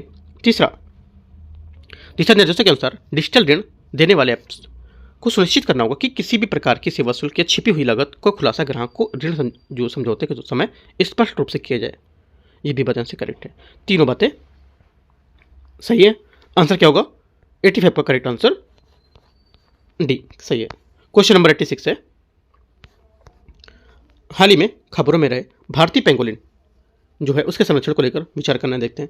भारतीय पेंगोलिन को वन्यजीव संरक्षण अधिनियम 1972 की सूची एक तय सूचीबद्ध कानूनी सुरक्षा प्राप्त है। पहली बात, 86 का पहला स्टेटमेंट यहाँ से सही है। सेकेंड है, वह यह प्रजाति केवल भारत और श्रीलंका में ही पाई जाती है और यह अपनी जीभ की लंबाई के लिए जानी जाती है, जिसके लेकर शरीर की जो लंबाई है उससे अधिक हो सकती है। सेकेंड बात गलत है, क्योंकि जो भारतीय पेंगोलिन है ये भारत, श्रीलंका और नेपाल, भूटान में पाया जाता है। ये अपनी जीभ की लंबाई के लिए जानते हैं, ये बात सही है। ठीक है, लेकिन यहाँ से जो पाया जाता है सिर्फ भारत और श्रीलंका में, ऐसी बात गलत है, क्योंकि भारत, श्रीलंका और नेपाल, भूटान में भी पाई जाती है। तीसरा, अंतर्राष्ट्रीय प्रकृति संरक्षण IUCN के जो रेड लिस्ट है उसमें इंडेंजर्ड श्रेणी में इसको सूचीबद्ध किया गया। ठीक है, तो ये बात क्या होगा? तीसरी बात यहाँ से इसकी करेक्ट है।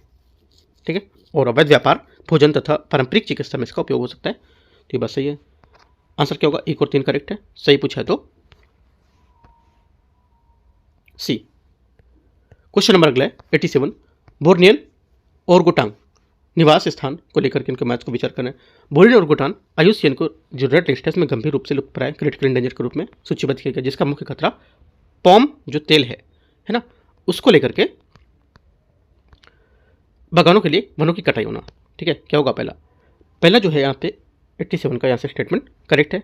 सेकेंड, ओरंगुटान को जंगल के माली के रूप में जाना जाता है क्योंकि वे बीज फैलाव के लिए महत्वपूर्ण भूमिका निभाते हैं, जिससे क्या होगा? उनके निवास स्थान में वनों का पुनर्जन्म होता है। सेकेंड बात भी सही है। ठीक है, तीसरा, अध्ययनों से पता चला है कि ओरंगुटान के निवास स्थान वाले उष्णकटिबंधीय वन CO2 को अवशोषित करने वाले कमजोर कार्बन सिंक में होते हैं। तीसरी बात कर, क्योंकि यहाँ पर उष्णकटिबंधीय में CO2 को अवशोषित करने वाले महत्वपूर्ण कार्बन सिंक है, लेकिन अध्ययनों से यह निष्कर्ष नहीं निकलता है कि वे सबसे कमजोर में से हैं। वास्तव में वे जलवायु परिवर्तन को कम करने की महत्वपूर्ण भूमिका निभाते हैं, है ना? ये बात गलत हो जाएगी। आंसर क्या होगा? 1 2 करेक्ट है। गलत पूछा है तो केवल 3। क्वेश्चन नंबर 88 है। हाल ही में खबरों में आए जो ल्यूस्टिक चीता के बारे में विचार करना है। देखते हैं। ल्यूस्टिक चीता, जिसे आमतौर पर सफेद चीता कहता है, एल्बिनिज्म के कारण अपनी आंखों, त्वचा और फिर यहाँ पर जो फर होते हैं उसमें पिगमेंटेशन की पूर्ण कमी को दर्शाता है। पहली बात यहाँ से गलत है, क्योंकि यहाँ पर ल्यूस्टिक चीता जो है, जिसे आमतौर पर भारतीय सफेद चीता कहता है, और ये पिगमेंटेशन आंशिक कमी है, ना कि इसमें अधिकता है, जिससे यहाँ पर पिगमेंटेशन की पूर्ण कमी पाई जाती है। गलत है।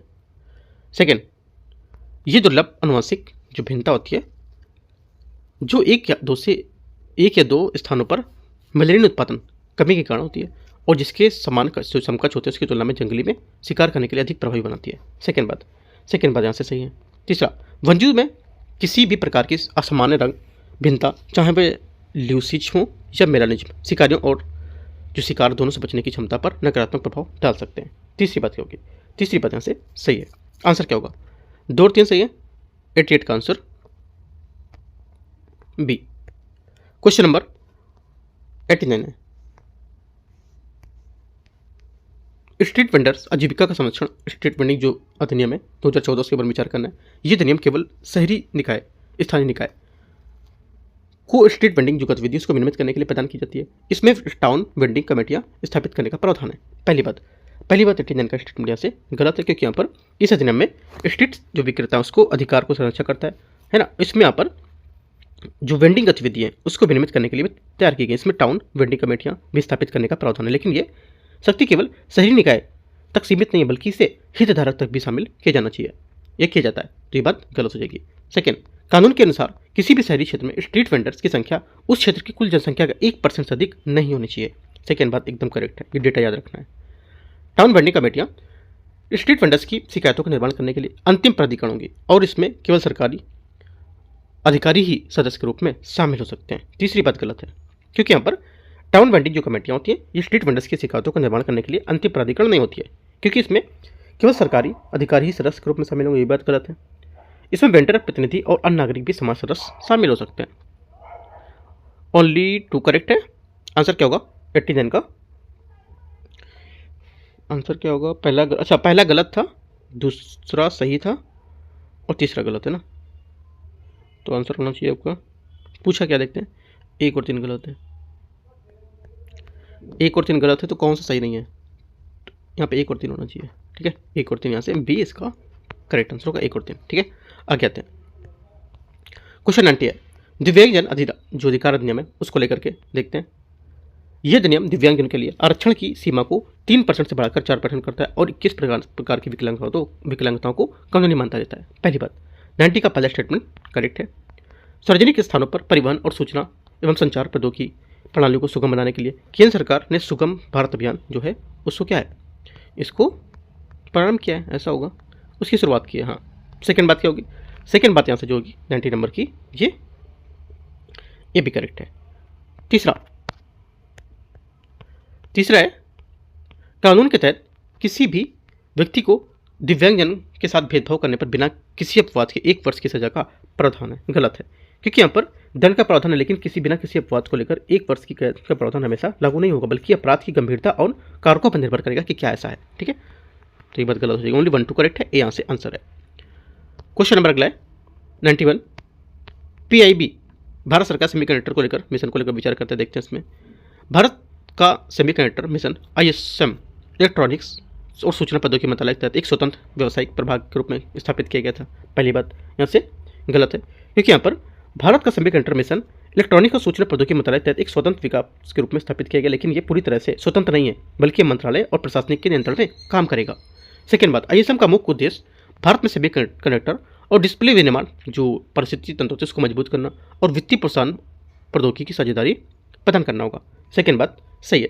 तीसरा, इस मिशन के तहत केंद्र सरकार ने 28 nm या उससे अधिक की उन्नत जो प्रौद्योगिकी नोट्स हैं उसका उपयोग करने के लिए सेमीकंडक्टर जो फैब परियोजना है उसके लिए 70% तक की मंजूरी या पूंजीगत लागत को वित्तीय सहायता प्रदान करेगा। तीसरी बात यहाँ से करेक्ट है। 2-3 बात करेक्ट है। जो दोनों बातें करेक्ट है इनकी स्टेटमेंट आपको याद रखनी है। स्टेटमेंट से क्वेश्चन घुमा के UPSC पूछ सकता है। ठीक है, आंसर क्या होगा? आंसर हो जाएगा, सही पूछा है तो 2 और 3 बी।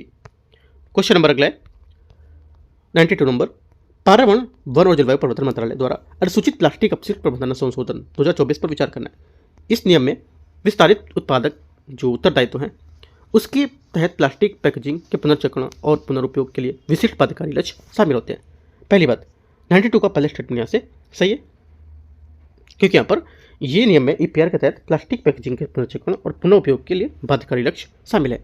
सेकेंड बात, नए नियम के अनुसार जो 100 माइक्रोन से कम मोटाई वाले प्लास्टिक जो कैरी बैग उसका निर्माण, आयात, स्टॉक और वितरण बिक्री को पूरी तरह से प्रतिबंधित करेंगे। सेकेंड बात गलत है, क्योंकि यहाँ पर जो कैरी प्लास्टिक बैग है इसकी अनुमति जो है मोटाई 120 से कम नहीं होनी चाहिए, ना कि 100 माइक्रोन। तो बात गलत हो जाएगी।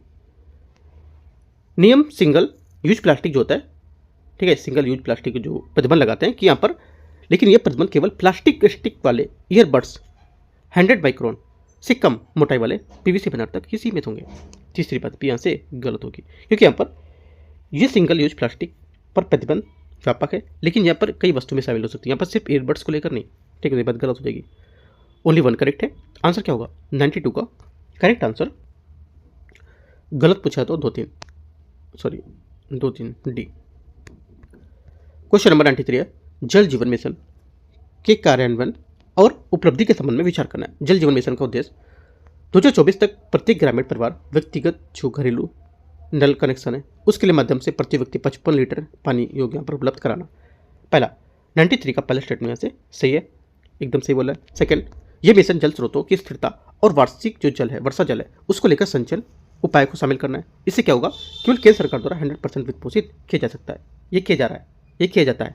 ठीक है, सेकंड बात क्या होगी? सेकंड बात गलत है, क्योंकि यहाँ पर ये मिशन में केंद्र और राज्य के जो वित्त पोषित होंगे, ना कि सिर्फ केंद्र सरकार। ये बात याद रखना इंपॉर्टेंट है। ठीक है, केंद्र राज्य दोनों शामिल होंगे इसमें। गोवा, तेलंगाना और हरियाणा जैसे जो राज्य हैं, हर घर जल का दर्जा प्राप्त किया है, जहाँ सभी ग्रामीण घरों में पूरी तरह से कार्यात्मक घरेलू यहाँ पर नल कनेक्शन उपलब्ध हैं। ठीक है, तो ये भी बात क्या होगी? तीसरी वाली बात करेक्ट है। आंसर क्या होगा? पहला तीसरा करेक्ट है, दूसरी वाली बात गलत थी, क्योंकि यहाँ पर सिर्फ केंद्र सरकार नहीं थी, है ना। तो 1 और 3 यहाँ से क्या होगा? आंसर हो जाएगा, सही पूछा है तो। क्वेश्चन 94 है, प्रधानमंत्री गरीब कल्याण अन्न योजना के बारे में विचार करना है। इसके बारे में देखते हैं। PMGKAY का उद्देश्य NFSA के तहत आने वाले सभी लाभार्थियों को उनके मौजूदा राशन के अलावा प्रति व्यक्ति प्रति माह 5 किलोग्राम खाद्यान्न उत्पादन मुफ्त प्रदान करेगा। पहली बात क्या होगी? 94 का पहला स्टेटमेंट यहाँ से गलत है, क्योंकि यहाँ पर इसके तहत लाभार्थियों को वर्तमान में मुफ्त खाद्यान्न प्रदान किया जा रहा है, इसके अतिरिक्त नहीं होगा। ठीक है, बोला इसके अतिरिक्त यहाँ पर इतना होगा, ऐसा नहीं। सेकेंड, NFSA के तहत पात्र परिवारों को मुफ्त खाद्यान्न प्रदान करने के लिए जो PMGKAY है उसको हाल ही में 2028 तक के लिए अवधि के लिए विस्तारित किया गया है। सेकेंड बात गलत है, क्योंकि यहाँ पर 2028 तक के लिए नहीं बल्कि 1 जनवरी 2024 से अगले 5 साल के लिए विस्तारित है। ठीक है, आगे देखते हैं। इस योजना का वित्तीय बोझ पूरी तरह से केंद्र सरकार द्वारा वहन किया जाता है और इसका कार्यान्वयन होगा वो वन नेशनल वन कार्ड की योजना के माध्यम से किया जाएगा। तीसरी बात भी गलत है। तीनों बातें इसकी गलत हैं, है ना। क्यों? क्योंकि यहाँ पर योजना का जो वित्तीय बोझ है ये पूरी तरह से केंद्र सरकार द्वारा वहन नहीं किया जाएगा और सी जो है योजना उसके माध्यम से क्रियान्वयन होता है इसका। ये बात गलत होगी, तीनों बातें गलत हैं। आंसर 94 का सभी गलत हैं।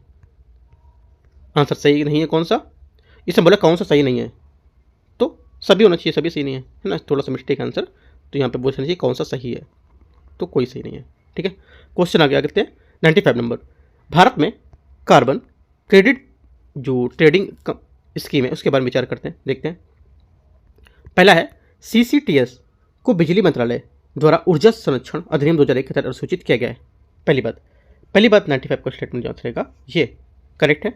सेकंड, इस योजना में कार्बन क्रेडिट व्यापार के लिए एक घरेलू बाजार बनाने का प्रस्ताव रखा गया जिसमें क्या औद्योगिक इकाइयां और स्वजन को पूरा लक्ष्य करने के लिए क्रेडिट खरीद बेच सकते हैं। सेकंड बात भी सही है।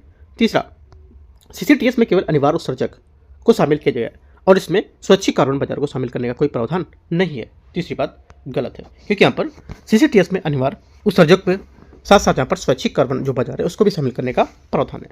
ओनली 1 2 करेक्ट है। आंसर यहाँ से क्या होगा, सही पूछा है तो सी करेक्ट है। क्वेश्चन 96 है, भारतीय विशेषाधिकार जो और न्यायिक समीक्षा के संबंध में विचार करना है। भारतीय संविधान के अनुच्छेद 105 सांसदों और जो विधानमंडल है उसके सदस्यों को सदन की जो उसकी समिति होती है उसकी अभिव्यक्ति स्वतंत्रता के लिए कुछ विशेष अधिकार प्रदान करता है। पहली बात 96 का जो पहला स्टेटमेंट हो जाएगा यहाँ से ये क्या होगा, करेक्ट है।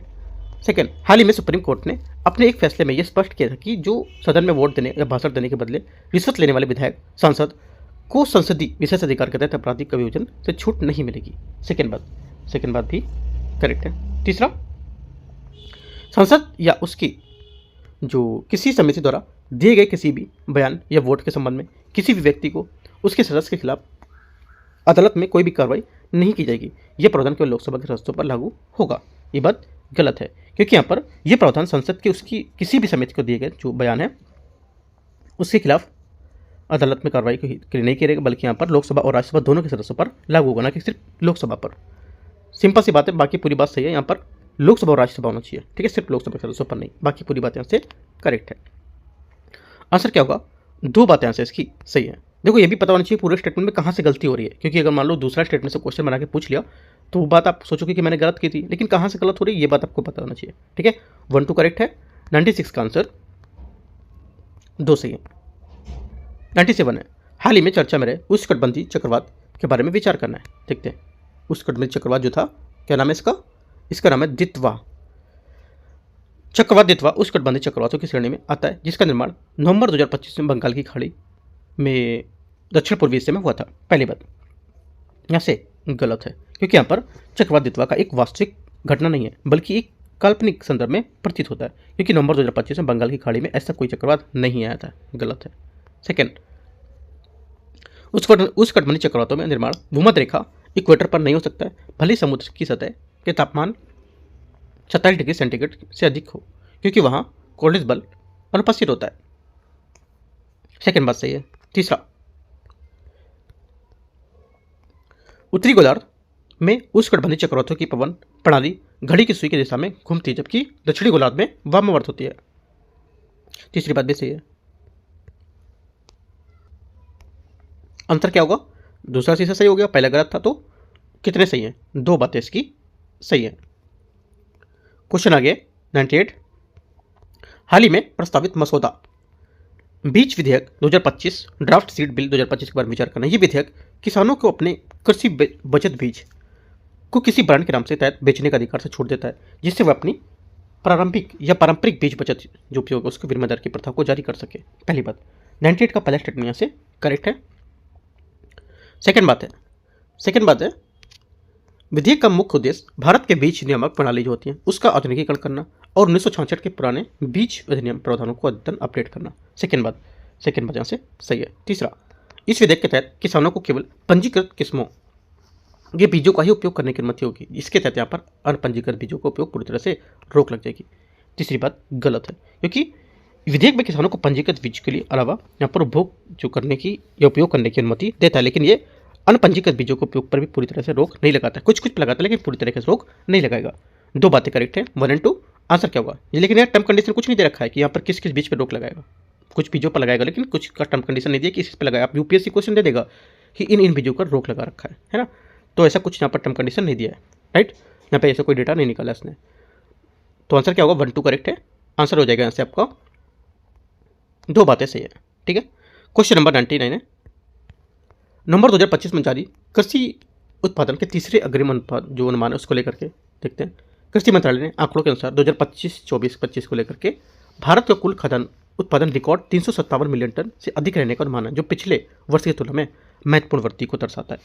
पहली बात, 99 का पहला स्टेटमेंट यहाँ से गलत है, क्योंकि यहाँ पर ये नवीनतम उपलब्ध आंकड़ों के अनुसार उत्पादित पिछले वर्ष की तुलना में कम रहने का अनुमान है, अधिक वृद्धि का अनुपात नहीं होगा। राष्ट्रीय दलहन आत्मनिर्भरता मिशन का उद्देश्य 2025-26 से 30-31 तक देश के दलहन उत्पादन में आत्मनिर्भर बनाना और आयात निर्भरता को कम करना होगा। सेकंड बात भी गलत है, क्योंकि यहाँ पर राष्ट्रीय दलहन आत्मनिर्भरता ने 2025-26 से 30-31 तक जो देश है, देश के दलहन उत्पादन को आत्मनिर्भर बनाना, लेकिन ये लक्ष्य अभी तक प्राप्त नहीं हुआ है और आयात पर निर्भरता कम नहीं हुई है ना, तो ये बात गलत हो जाएगी। तीसरा, बागवानी उत्पादन, ये लिख सकते हो, इंपॉर्टेंट पॉइंट है एकदम, ठीक है। बागवानी उत्पादन जो होता है उसके अनुमान जिसमें फल सब्जियां शामिल है, ठीक है, और खाद्यान्न उत्पादन के मुकाबले कम रहे हैं, जो 2024-25 के दौरान इसकी कमी दर्ज की गई है। तीसरी बात भी गलत, क्योंकि बागवानी उत्पादन के अनुमान खाद्यान्न उत्पादन के मुकाबले अधिक रहते हैं, ठीक है, और 2024-25 के दौरान में कमी दर्ज नहीं की गई, बल्कि इसमें वृद्धि का अनुमान था। तो ये बात गलत हो गई। यहाँ से क्या होगा, आपके आंसर हो जाएंगे, पहला गलत है, दूसरा गलत है और तीसरा गलत है। कितने सही है, कोई सही नहीं है। क्वेश्चन नंबर 100 है, लास्ट है क्वेश्चन। देखो जो पहले क्वेश्चन बताया मैंने 99 नंबर क्वेश्चन काफी इंपॉर्टेंट है, उसके डेटा जो भी गलत है, क्यों गलत है याद रखने, और एक एक पॉइंट आपको याद रखना है उसका, ठीक है। क्वेश्चन 100 है, अनुसूचित जनजाति शेड्यूल्ड ट्राइब्स के बारे में विचार करना है कि इनको जो समुदाय में शामिल करने की प्रक्रिया के बारे में। भारतीय संविधान के अनुच्छेद 342 में राष्ट्रपति को किसी राज्य या केंद्र शासित प्रदेश में संबंधित राज्यपाल के परामर्श के बाद किसी जनजाति या जनजातीय समुदाय को अनुसूचित जनजाति के रूप में निर्दिष्ट करने का अधिकार देता है। पहली बात यहाँ से करेक्ट है। सेकंड, एक बार जब राष्ट्रपति द्वारा प्रारंभिक अधिसूचना जारी कर दी जाती है तो उसके बाद उस सूची में किसी जनजाति को शामिल करने या बाहर शक्ति संसद को लेकर पास करने का कानून द्वारा होती है। सेकंड बात ये भी करेक्ट है। किसी समुदाय को अनुसूचित जनजाति की सूची में शामिल करने की जो पहल होती है वो एकमात्र अधिकार केंद्र सरकार के जनजातीय कार्य मंत्रालय द्वारा होता है। तीसरी बात यहाँ से गलत है, ठीक है, क्योंकि किसी समुदाय को अनुसूचित जनजाति सूची में शामिल करने की पहल का अधिकार केवल केंद्रीय जनजातीय कार्य मंत्रालय के पास ही नहीं होता है, बल्कि यह पहल राज्य सरकारों के या केंद्र शासित जो प्रदेश है उसके प्रशासन में भी आ सकते हैं, ठीक है। इंपॉर्टेंट बात है। 1 2 करेक्ट है, तीसरी बात गलत है। जो गलत बात होती है वो चीज़ आप याद रखा करो, क्यों गलत हो रही बात वो, ठीक है। तो आंसर क्या होगा, 1 2 करेक्ट है, तो दो बातें यहाँ से इसकी सही है। इस टाइप से यहाँ पे 100 क्वेश्चन जो थे वो पूरे हो चुके है ना। जो नंबर के बेस्ट यहाँ पर 100 क्वेश्चन थे। टॉपिक यहाँ पर बहुत अच्छे टॉपिक थे, ठीक है। आपको एक एक टॉपिक को लेकर अच्छे से कवर करना चाहिए, राइट। और बाकी जो यहाँ पे कुछ छूटेगा, जैसे जो नंबर का मान लो कुछ छूट रहा है, कुछ पॉइंट बचेंगे, तो मैं जो नंबर का भी जो जैसे कि मान लो आपका पॉलिटी का कुछ क्वेश्चन था छूट गया, जैसे मान लो कुछ इकोनॉमी का कुछ डेटा छूट गया, तो मैं क्या करूँगा, जब इकोनॉमी का अगला पेपर लेके आएंगे अक्टूबर नवंबर की जो करंट अफेयर स्टार्ट करेंगे उसमें पूरा पेपर उस पर रहेगा, तो उस पर मैं कुछ चीज़ें कवर करूँगा, ठीक है। तो कोई चीज़ आपकी छूटने यहाँ पर नहीं पाएगी, ठीक है, क्योंकि मैं सब्जेक्ट वाइज भी क्वेश्चन पेपर अलग अलग करा रहा हूँ और ये करंट अफेयर्स को करा रहा हूँ अलग, ठीक है। तो ये चीज़ देखो, एक एक चीज़ आपको फॉलो करते रहना, जो मैं जितना चीज़ें चला रहा हूँ ना, इसको एक एक चीज़ आपको सीरियल से फॉलो करना है, ठीक है, और अपना प्रैक्टिस करते रहना। बाकी कुछ डाउट आएगा आप कमेंट करके या टेलीग्राम पे पूछ सकते हो, ठीक है। लेट टेलीग्राम का लिंक है यहाँ बनी दे रहा हूँ नीचे, सर्च करोगे यूपीएससी नॉलेज ट्रैक तो आप वहाँ से मिलेगा, और आपको ज्वाइन करोगे कुछ अपडेट रहेगा, मैं आपको देता रहता हूँ। या कुछ पूछना है तो आप पूछ सकते हो, ठीक है। एंड करते हैं, all the best, thank you.